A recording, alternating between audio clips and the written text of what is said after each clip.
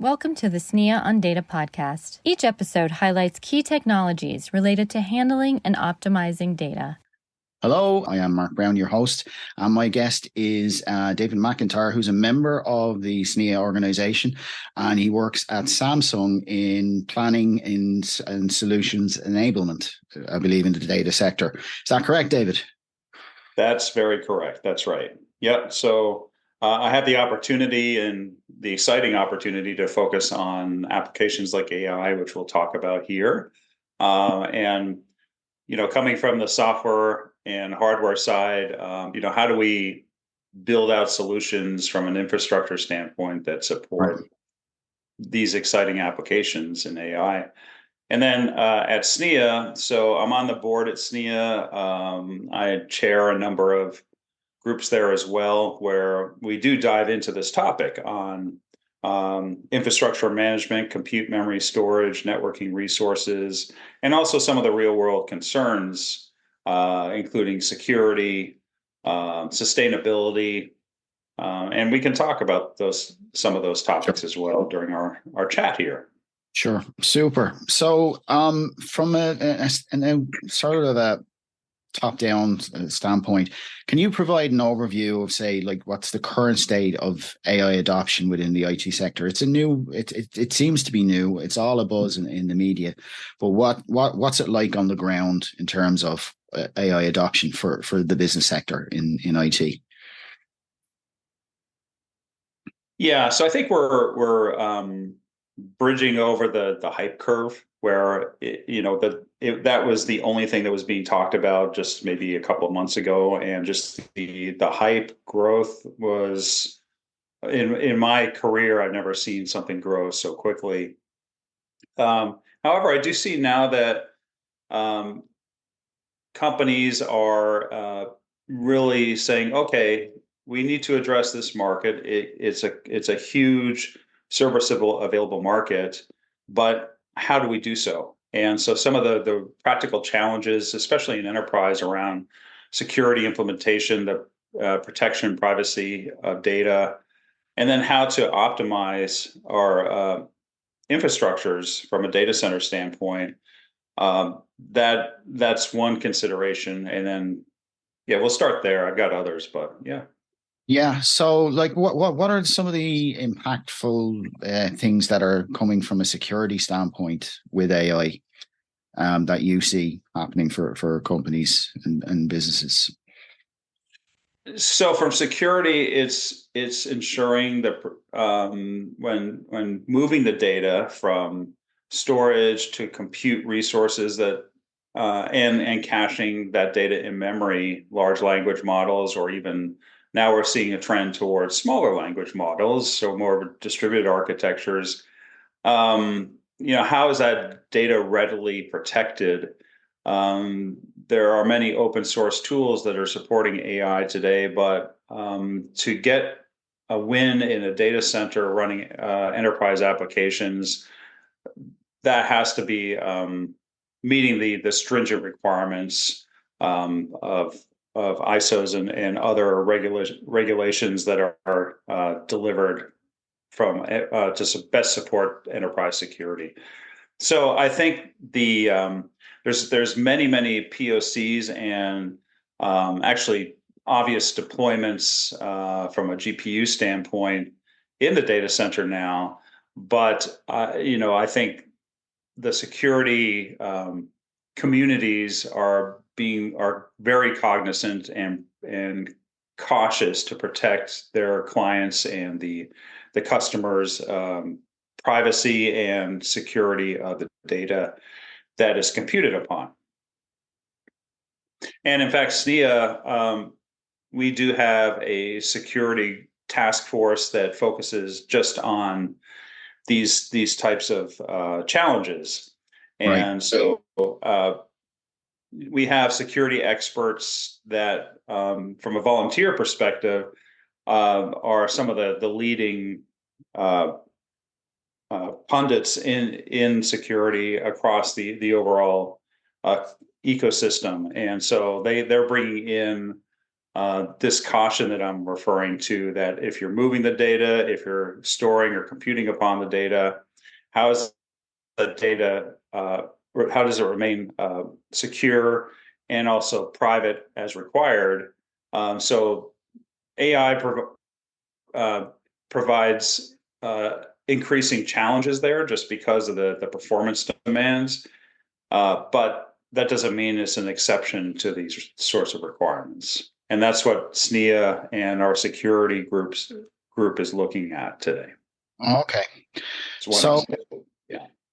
So, in terms of, are there any examples that we can share of AI-driven automation that have been streamlined, or that we can call out, or in terms of what would typically, for SNIA members, what would typically be the main concerns that they should be addressing if they're moving into that sort of AI realm for IT? So where the data is collected and computed upon can be either in the data center, in cloud, on-prem, or at the edge. And so having specific architectures that address those scenarios and diving into the security aspects of those architectures is quite important.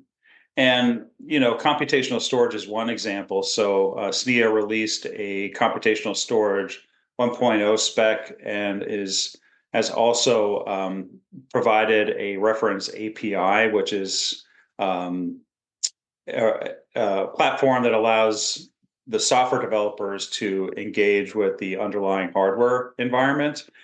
And so that, from a security standpoint, as I mentioned, our leaders there are looking at real world use cases, from data analytics to including video,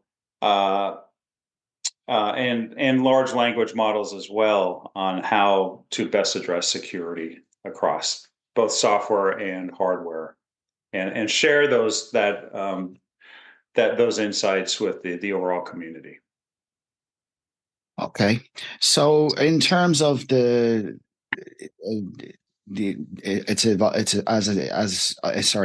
I'll start that question again. As AI is evolving, do you see a stark learning curve for the IT sector in terms of that, in terms of adoption? Or is it, or from your perspective, from your experience, are we on top of it? Or is it like speaking to someone else regarding financial transactions, some of the IT infrastructure that's on board isn't quite up to par? Is it that the case with AI, or are we in a better position? So having a very strong expertise in our SNIA community on traditional compute, memory, and storage resources does give us that foundation. However, AI, there are aspects of AI which are fundamental and need to be addressed, but it is also a new application layer, especially the applications themselves that are part of the AI universe, that need to be considered. So one of the challenges from an IT perspective is that whereas before we were focusing on centralized compute, CPUs, now we have highly tuned accelerator technologies, whether it's GPU, TPU, or FPGA based accelerator technologies, a number of options there that each have their own onboarding challenges to bring into the data center. Okay. Yeah, and also there's a significant requirement to balance the performance aspects along with the power consumption aspects, which we could actually talk about here. That I would say it's one of the sleeping elephants in the room, that power consumption across hundreds and hundreds of kilowatts, which add up to megawatts of power consumption, is a very significant problem. that needs to be tackled by the IT community, and SNIA is also looking to that, where to the point of leading sustainability topics, that we need to consider performance per watt as a primary metric when we are deploying and recommending such new architectures. Okay, and that's a big topic, especially in terms of Agenda 2030. There's a lot of moves by a lot of companies and governments in terms of the policies towards environmental sustainability. Is that a big problem on the horizon, or is it something that is being evolved to? And do you think it's something that we can, for any member of SNIA, is that something that should be a primary concern, or is that, and if it is, who should they be talking to within their own environments, and how would we advise them to do that? Yeah, so it's an addressable concern, but it's certainly prioritized in the industry. Where you mentioned 2030 and net zero carbon, and it's quite ironic, I suppose, that sustainability has been growing and getting more and more visibility over the last few years, and now AI comes in as as the most challenging use case, I suppose, to address sustainability. And so, I've had the opportunity to speak on panels on this topic, that there's a current carrot and stick situation going on, where the government is very adamant that data centers need to cool down their power consumption. And cool down is a hardware deployment, right? You can put immersion cooling and different technologies to reduce to improve the efficiencies of the infrastructure.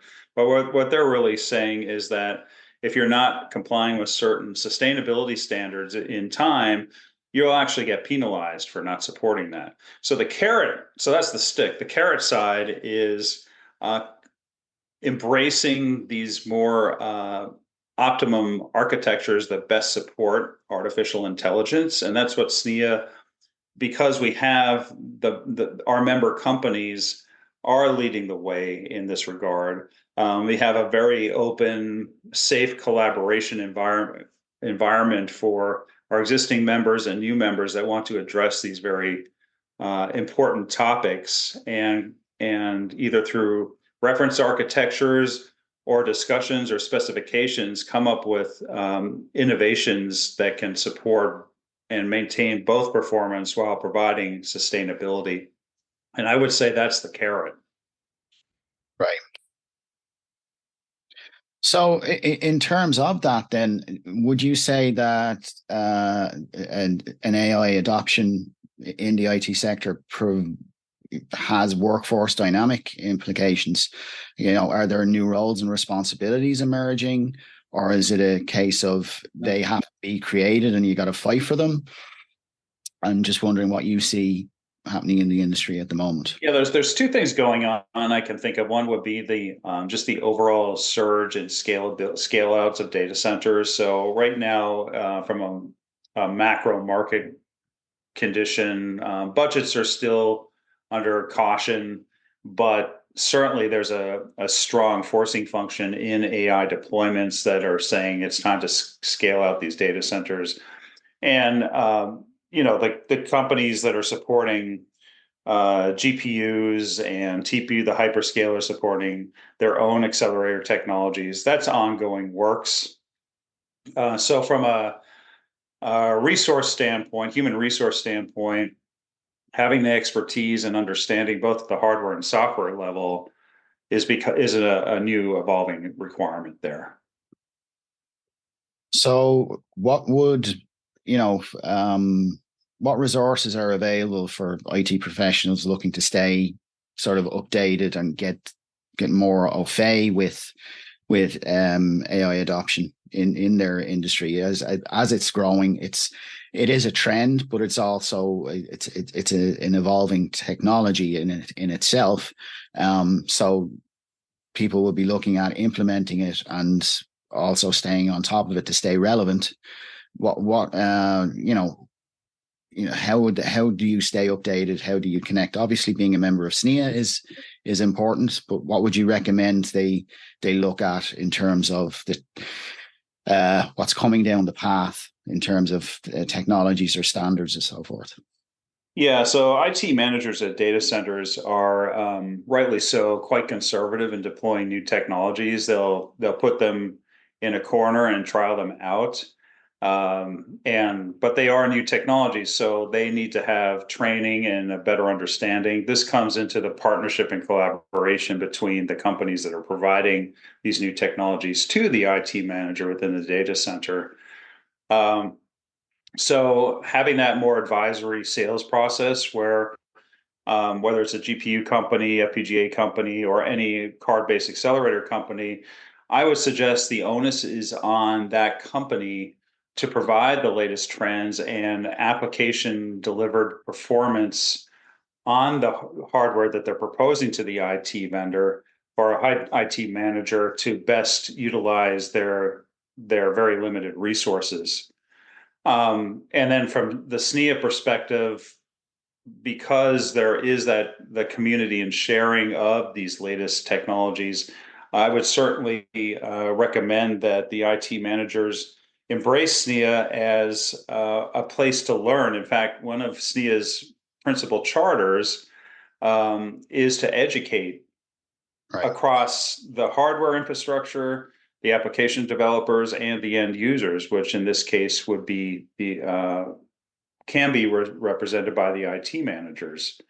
The other thing we did at SNIA just recently is we rebranded the organization. So we put SNIA as the experts in data, and we put ourselves at the hub of that because we do have this collective community of resources from different aspects of industry, from software, from hardware. We're able to provide that common view across all these sorts of technology options. Whereas there are different communities that focus on maybe just interface technology or just storage technology, where SNIA now, we've consciously identified our organization as a hub and a very useful and relevant resource for both existing and new members to join us and learn about these challenges in AI and sustainability and other compelling applications and challenges in the industry today. So that would lead me to sort of the cool question I wanted to ask is, from your perspective, AI is exciting. And to kind of bring a little bit of excitement to the episode, what do you see evolving over the next few years when it comes to AI and IT environments? What's your prediction, or what do you see as a trend happening for the overall industry? Surely. So, our theme in this talk has been around sustainability and performance married together, and I think that goes hand in hand with how these architectures are deployed. So today we're looking at centralized data center deployments, both in the cloud and now on-prem. But certainly as we go, say, into autonomous driving and other AI-driven applications that lend themselves to more of a distributed architectures, that's going to be a very significant trend. So where large language models certainly have their role, they're out and deployed today. I think you'll see smaller footprint language models that are very well tuned to the applications that they're supporting. And that provides some liberty on the selection of compute, memory, storage, and networking resources for those distributed applications. So think of it from a field perspective, whether it's doctors' offices or intelligent traffic management systems, fleet dispatch, genomic sequencing, where you're capturing data in real time. The suggestion here is that you don't have to send all that data to the cloud. We can actually deploy data-centric resources in computational storage, in intelligent and heterogeneous compute, where the data resides in a distributed architecture versus more of a centralized approach. So I do see that as a evolving demand and trend. That's excellent. And from that perspective, is there anything that you could kind of from a SNIA membership point of view say what you could focus on to prepare yourself for that, or even if you're just someone as a member who's joined, stepping into the AI realm or in the IT sector, you're trying to get especially for project managers or even just for people stepping into projects, what should they be watching for, or what's the biggest thing they should focus on in order to be successful? So SNIA members and new members, and those that are just considering and want to learn more about SNIA does, I think we would all each of us would gravitate to our area of expertise as a default. And we have many technical working groups and special interest groups across SNIA that can accommodate that each person's expertise.